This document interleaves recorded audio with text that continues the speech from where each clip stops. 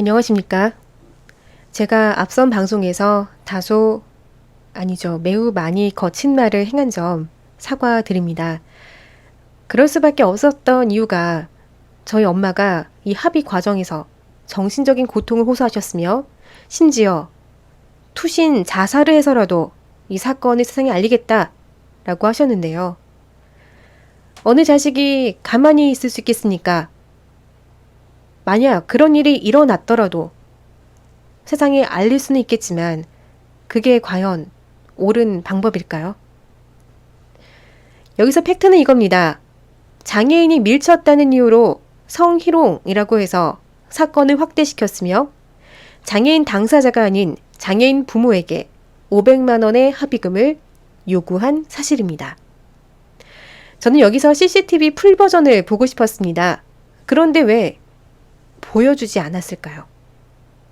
실제로 저희 엄마가 본 CCTV는 오빠가 그 여자분의 등 뒤에 손이 올라가는 장면이었다고 합니다. 사건을 처음부터 끝까지 진짜로 봐야 이게 성희롱인지 아니면 단순히 폭행인지 알 수 있지 않겠습니까? 판단은 누가 하는 걸까요? 그렇다면 이 상황에서 합의금 책정은 어떤 기준으로 하게 되는 건가요? 이런 상황이 발생했다면 장애인에게 벌금을 받아가든지 왜 부모에게 합의금을 요구합니까? 그렇지 않습니까?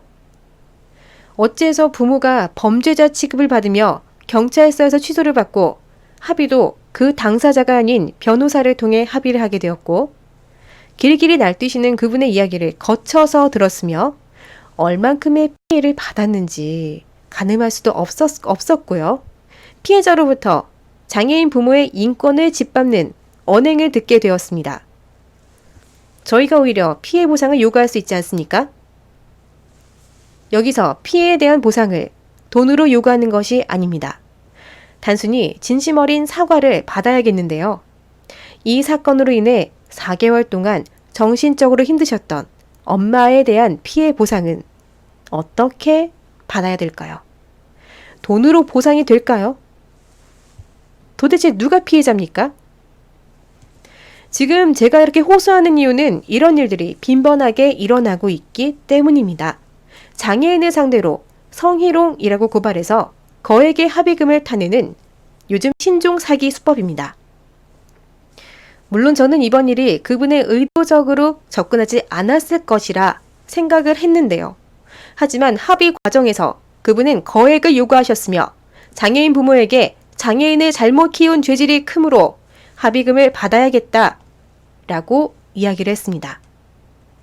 저는 이 부분에서 장애인 부모에게 장애인을 잘못 키운 대가로 돈을 내라는 대목이 너무 화가 나고 분통이 터져서 견딜 수가 없습니다.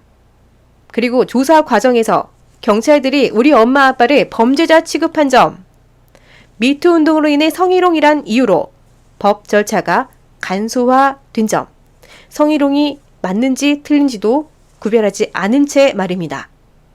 이러한 사항들을 여러분께 알리고 싶었습니다.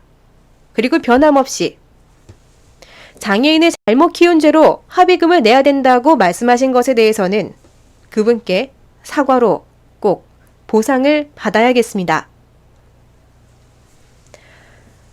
방금 변호사 사무실과 통화를 좀 했는데요.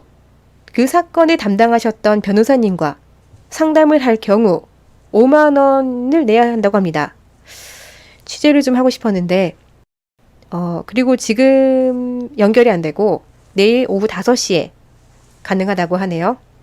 제가 5만 원을 내서라도 취재를 해야 되는지 조금 의문입니다. 일단 오늘은 여기까지 진행하겠습니다.